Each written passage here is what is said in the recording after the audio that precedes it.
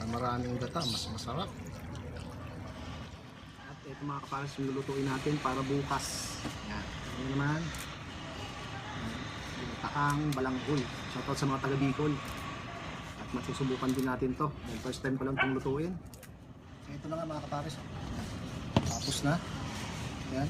Hugasan naman natin to.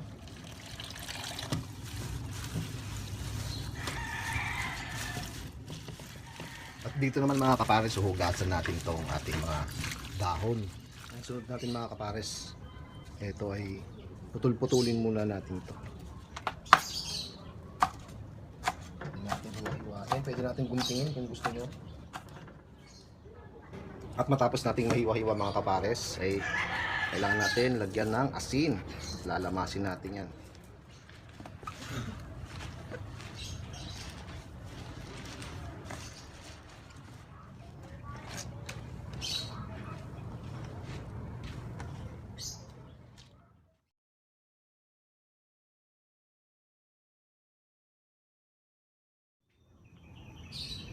Dito natin lagay yung sibuyas, luya, bawang.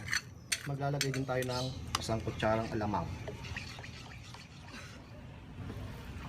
At yan na, kumukulo na mga kapares. Ito.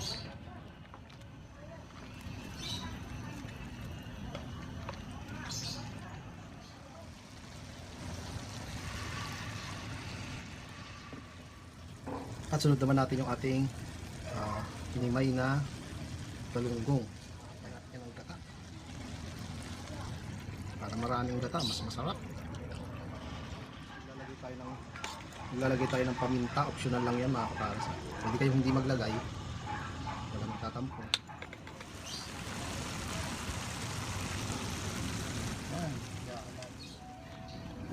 Siyempre, huwag natin kalimutang lagyan ng konting kidlat.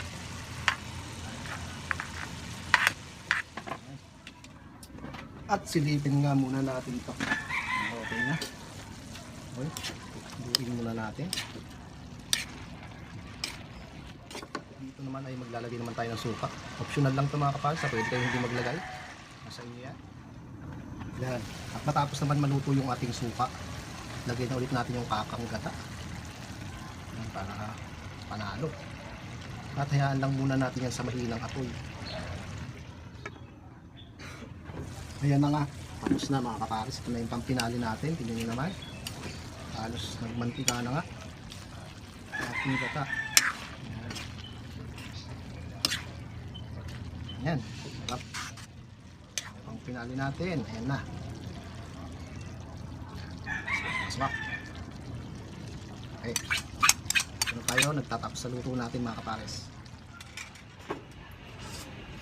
Okay.